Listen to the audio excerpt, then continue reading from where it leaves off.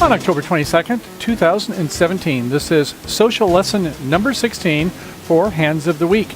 Green Bridge friend, Michael here at BridgeHands, and today on part 1, day 1, we're going to take a look at some of the basics that we must do when we start to do CIA. That's right, that is counting, inferences, and analysis. Yeah, if we want to do thinking bridge, then we have to do more than just start throwing the cards around the table. And we're going to take a look at a series of hands to see where the good, the bad, and the ugh of some of the players on using some disciplined bidding, not letting your emotions get away from you, and starting to take a look at using some of that gray matter to play better bridge. So we're going to have several days that we're going to be going through this and seeing if we can see, by looking at the table, what to do and what are some of the foibles that it's easy for us to get into. So, okay, let's go ahead and take a look at our first page. Okay, so to start off, it's all about counting. We have to count our hand evaluation. That's right, our high card points, or if you will, if we have a fit with our partner or a semi-self-sustaining suit or better, using our losing trick count hand evaluation.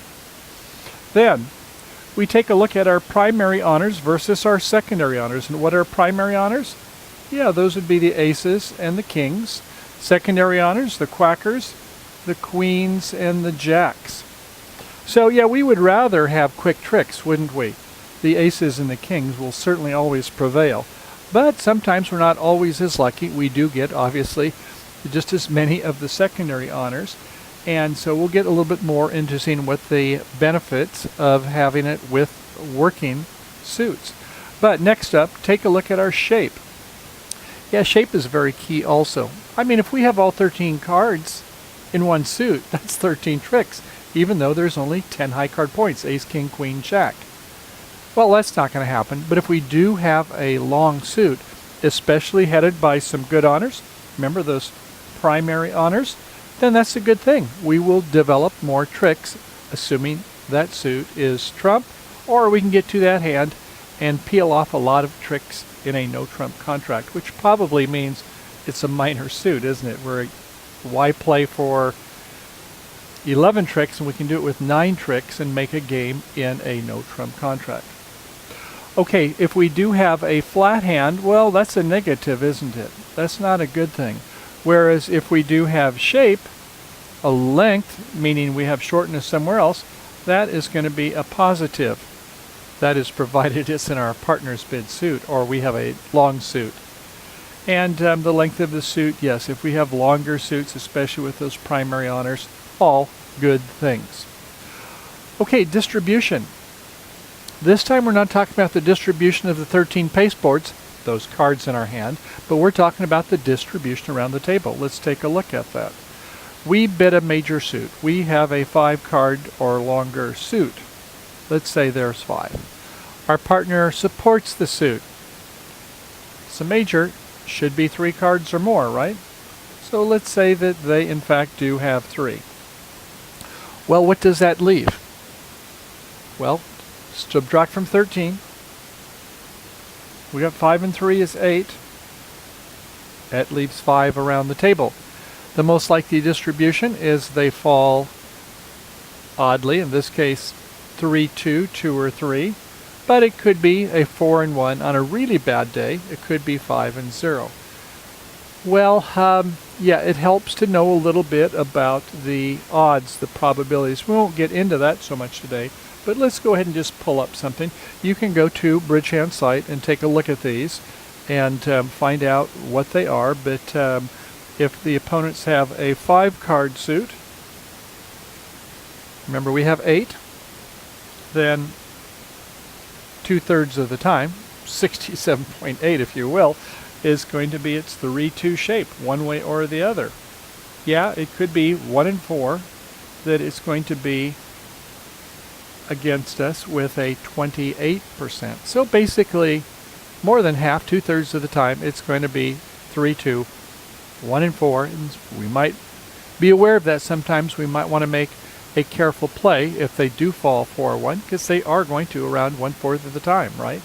So anyway, those are things to consider when we start looking at shape. And when we start doing our analysis we're going to have to be sure to consider these factors. So one thing to remember is the high card points. We'll get more into that in a moment, and the shape. Okay, how about the bidding inferences? Yeah, that's part of the analysis also. So during the bidding phase, if our partner passes, well, if they in first, second seat, nobody's bid, they have less than 12, it sounds like, and they don't have a preemptive hand. More on that later. If we open with 12 points or more, and our partner responds, well, they've got 6 points or more. They go one no trump.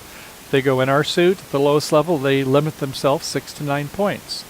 If they bid a new suit, it's got 6 points or more. If they pass, well, it's less than 6. Could be a good 5, you think? Well, if you've got king, queen, touching honors, or maybe ace, jack in a suit, yeah, that suit may, assuming you have some others in that suit, that may set up, especially something like ace, jack, 10, fourth, or something of that nature. So that's something to consider about in the inferences. And obviously, when the opponents overcall or the opponents open, that changes the complexion. What if both of the opponents bid? Well, if one opens, we're expecting them to have 12 or more, and if their partner responds, sounds like they've got 6 or more. So it sounds like they have 18. If there's 40 points in the deck, well, you get the point. You can take a look and say where there's, and it could be more than 18 points. Let's say they've got 20 on an average day. So they got 20 and you have 13 and think your hand's really spiffy. Your partner could have at best 7 points. So unless you've got some really good shape, you have to be wondering, do you want to come in and compete in the auction? And we'll talk more later about competing to the 2 level against the opponents, because bridge, after all, is a competitive game. Okay? All right, play analysis. Yeah, we want to take a look at the play phase, and we want to be sure, you know, when it comes to the leads and things, the signals and the like, what happens there, and the emotions. Yeah, we have to be aware of the dark side. And we'll talk more about that in just a moment. Well, okay, let's go ahead and take a look at a little bit more. So, hand evaluation. Well, there's high card points, and we talked about the 40 high card points in a deck, most decks anyway, ace, king, queen, jack, 4 suits, right, 10 per each. And then we want to talk about the visible points. Remember, once again, we are at the table, and we are here. And so let's say that we're a defender, and they are in 2 spades. They go 1 spade, 2 spades, and the auction passes out. How many points do you think they have? Well, they don't have 25 points, which is 25, 26 is what's needed for a game, and they didn't even invite, so sounds to me like they've got maybe 18 to 22 points. Let's say 20 on an average day. Let's say you've got 15 points, and you're feeling pretty perky with your 1 no trump opener type hand, although you probably don't have stoppers and spades. So your partner has at best about 5 points, maybe 6 points or so. So you want to think about that when you're doing your CIA, counting, inferences, and analysis, to see what are the visible points, not just the ones you see. And when the dummy comes down, you got an even better feel as what your partner has. Hands in your holdings as well as the hands in the dummy. The fit, yeah, based upon the bidding. Person opens 1 spade, their partner goes 1 no trump, they go 2 spades. Sounds like they have a 6-card suit. We don't really want to rebid a 5-card suit, I hope, unless you've got 100 honors in the suit or something like that. Okay, so, and then there's the implied, yeah, maybe you can tell by the auction they're not having a fit. And if you don't have any in one of the suits, your partner probably does have some holding in one of their suits, and you may have the other. So you must listen as well as look to see what's going around the table. The losing trick count, we'll talk more about that later, but in essence is that once we have a partnership fit, we can take a look at our losers and not have to worry about high card points, because after all, bridge is a tricky game, and we want to count tricks, right? And it's a lot easier to count our losers than the winners. You get 7, 8, 9. It's better to say, oh, I only have 4 or 5 losers, and then if you're trying to make a contract, use that type of hand evaluation. And the cover cards, that's kind of like the primary honors, those aces and kings, although it could be shortness provided you have enough trump. Okay, the fit based upon the bidding. And here again, the bidding that was made, whether they have a fit or they didn't have a fit, and what the implications are there. And finally, the ecosystem. Yeah, we're considering the fact is that are we over or under the person who has the bid. If our right-hand opponent has bid a suit that we have ace, queen, 10, we're pretty happy. But if we've got something like king, jack, third in a suit, and our left-hand opponent bid the spade suit, it's not looking so good for our king, jack, right? So depending on whether you're in front of or behind the person, your opponent, who has bid the suit. Also, the bidding seat. If a person bids in 4 seat, well, there's 3 passes. They make a preempt in 2nd seat, there's a 50% chance they're making it difficult for a partner. Whereas in 1st seat, it's only 1 in 3 chance they're making it difficult for the partner if their partner is the one who has some values. So that's a consideration. And also when the auction is getting ready to pass out in a competitive auction, if you're in the direct seat, meaning right after opponents make a bid, you should have more values than if you're in the pass-out seat just trying to keep the auction alive. When you're balancing or in the pass-out seat, you might even borrow a virtual king from your partner, as long as your partner doesn't punish you when you made that bid to keep the auction alive. And of course, the vulnerability is a biggie also, isn't it? Yeah, if we're not vulnerable, we can bid them up a little bit higher than if we were vulnerable versus not. Things to consider. Okay, next up, counting shape and distribution. Yeah, the hand distribution, that is your shape. So let's say that we have a 5 in our longest suit, and then a triple 10, another triple 10, and a double 10, a 5, 3, 3, 2. Very common hand. Or maybe it's a no 5 card suit, but it's a 4, 4, 3, 2. Most common shape in bridge. If you have something that is more distributional, something like say a 7, 2, 2, 7, 9, 11, 2. Well, that's pretty shapely, isn't it? A 7 card suit. Even better, a 7, 4, 1, 1, right? Now you've got a 2 suited hand, although one of them is very long.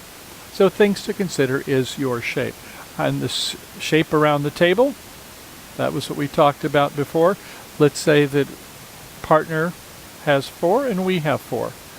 Starts with 1 club, a convenient minor. Partner bids 1 heart. You have a minimum hand, but you have 4 hearts along with your clubs. You bid 2 hearts, you're signing off. And your partner then goes 4 hearts. Well, we know that you open should have 12 points or more. Your partner should probably have about 13 playing points or more. Your 25 points that are needed for a game. So, yeah. Then take a look at the shape for the opponents. They could be 3-2. They could be 4-1. And we saw the odds on that before. Okay. Shapes. 4-4-3-2, 4-3-3-3. The flat pancake hand, not quite as good as a 4-4-3-2. We'd rather have 4-4 in whatever those 2 suits are. 4-4-4-1, best yet. Okay, how about a 5-3-3-2? Well, that's better with a 5 card suit. 5-4-2-2, even better yet. Give that one a plus. 5-4-3-1, 2 pluses. 5-4-4-0. Yeah, that's even better shape, isn't it? And that could not only be the shape in your hand, but that could be the shape around the table. 13 cards, right? So we hope that it doesn't have shape like that. We would rather be, we have 5 and our partner has 4. And if they have 3-1, yeah, that happens 50% of the time. Where if we have 5-4, 2-2, that only happens 40%. Obviously the last is 10% then. So those are all things that are, I think, good to be aware of. A 6 card suit, especially if you have no points, but you have honors in that suit, you might be making a 2-level preempt. Happens to be a 7 card suit, hardly any points except in your long suit, open at the 3 level. And the percentage suit distribution, those suit splits as we spoke about. Okay, well, let's take a look now at bidding. Well, we have our sign-off bids, right? Sign-off bids such as 1 spade, 2 spades, or an opening bid of 6 cards in a suit. No other points, you will do 2 spades. Doesn't mean your partner's going to sign off. They may have a lot of points, 15 points or more. They want to hear more from you. But the 2 spade bid, a preempt, says, I want to pass. Except in 4 seats, some people play advanced treatments, and if you understand that, we'll maybe talk about that later. Making the cheapest no trump response. 1 diamond. Partner doesn't have a 4-card major, bids 1 no trump, 6 to 9, or a bad 10 points. How about a suit rebid? 1 club, 1 spade, 2 clubs, or let's say 2 spades. That says either rebidding our suit or bidding our partner suit at the cheapest level. That is a sign-off attempt. Yeah, your partner may not do that, but at least you're indicating clearly. Or 1 diamond, 1 spade, 1 no trump rebid. I have something less than 15 to 17, or I would have opened it with 1 no trump in the first place. Okay, all good things to be aware of. Limit raise. 1 spade, 3 spades. Now we don't have 6 to 9. We've got more like 10, 11, or a bad 12, maybe with a 4 triple 3 shape. Maybe with some quackers, right? Those queens and jacks. But we're inviting to game. It's a limit raise. Q-bidding the opponent's suit. 1 heart. Our opponent overcalls 1 spade. Our partner now bids 2 spades. Yeah, they're consorting with the enemy.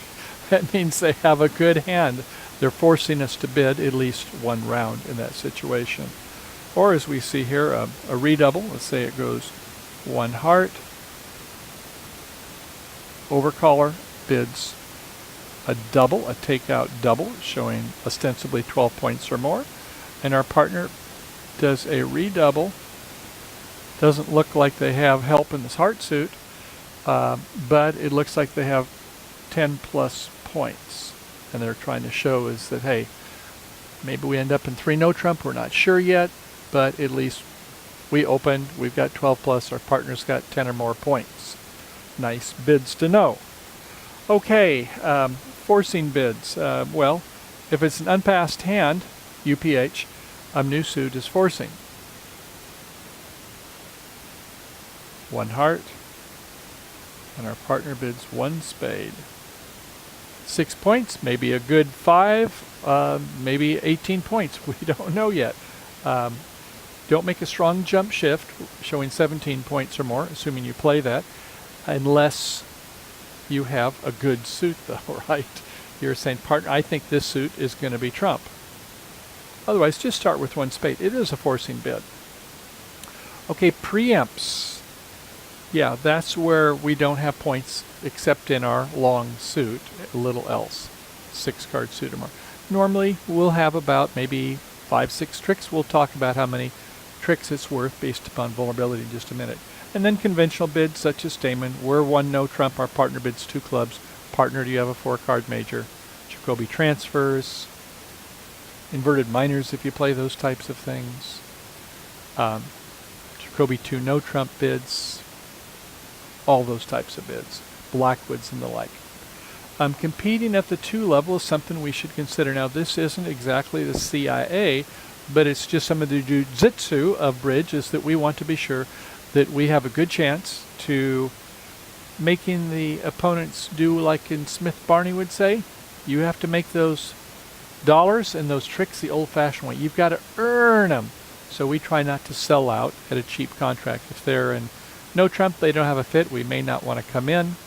If on the other hand, as they go 1 diamond, 2 diamonds, yeah, why don't we try to compete for one of the major suits, at least bid 2 hearts or 2 spades. They're not likely to leave it in, and they have to go to the 3 level. Maybe they won't make that contract. And as we spoke about the difference between the direct seat, that would be let's say we bid 1 heart and our opponent bids 2 clubs, we as responder kind of maybe not so sure what to bid, versus if it was 1 diamond, overcall 1 heart, pass 2 hearts. Well, we're in direct seat. There's still 3 more bids, aren't there? So if we pass here, that is in the direct seat, versus if it was a pass and then now in the pass out seat, the balancing seat, we should be able to take a little bit more liberties to go ahead and compete. So if you wanted to go a reopening double or 2 spades, don't know why you didn't bid it earlier, or just 3 diamonds with your 5-card diamond suit, because your partner may only have 3, right? Probably has 4. But you know, those types of bids, depending upon you're in the direct or the pass out seat, does make a difference. Well, okay, I think that's a lot that we covered there, and so at this point I think it's time to head for the table. By the way, here's going to be our first hand. We'll save that in the next session, and so let's just kind of take a look quickly and see what we've got here, just to kind of do a little warm-up drill. Okay, here we are. So it's pass in the first seat, pass in the second seat. We're in the third seat, and we see we have 12 points. We see our shape is a 5, 3, 3, 2. What do we know? So far we know is that there's less than 12 points by our partner and by our right-hand opponent. I'd say our lefty is probably a good chance that they've got an open hand and they'll call in a suit. My sense is it would probably be in a suit that we're shorter in one of the majors. I don't think they're going to likely bid no trump. If we have 5, 3, 3, 2, they probably got, somebody else has probably got a 5-card suit or a 2-suited hand. So we'll see. And so we would open 1 club and kind of be anticipating, thinking ahead a little bit. The next seat over here, oh my goodness, they've got a 5, 4, 3, 1 shape. And look at that. They've got some really nice cards. How many high card points? Well, I see 9 and 8 and 2. Looks like about 19 points. They've got half the points in the deck, and they know that we, our right-hand opponent south, has opened, that we have 12 points or more, and they have 19. How many points is that? Well, about 31. We could have more than 12, too. So if there's 31, 32 points right there at least, how many points do they expect for the rest? Maybe up to 8, maybe 4 per person? Not much, right? Doesn't look like they're going to get a chance for a game unless their partner has 7 or 8 points or more. And in this type of a situation, well, if you just bid 1 spade, well, it's a pretty rich hand just to bid 1 spade. Whereas if you have a partnership agreement to double and then bid spades, let's say 2 spades because your partner has to bid something, yeah, then that shows you have a really big hand, this type 2 double hand. And say, partner, I only do that when I have 18 points or more, or maybe you do it with 17. If you have 8 points, we look like we have a game because I have that big hand. I doubled and then bid another suit. I say, where do you want to go eat today? And you say, I want to go eat at wherever it happens to be. Let's go have some Chinese food. And then I say, no, we're not going to do that. We're going to have Italian food.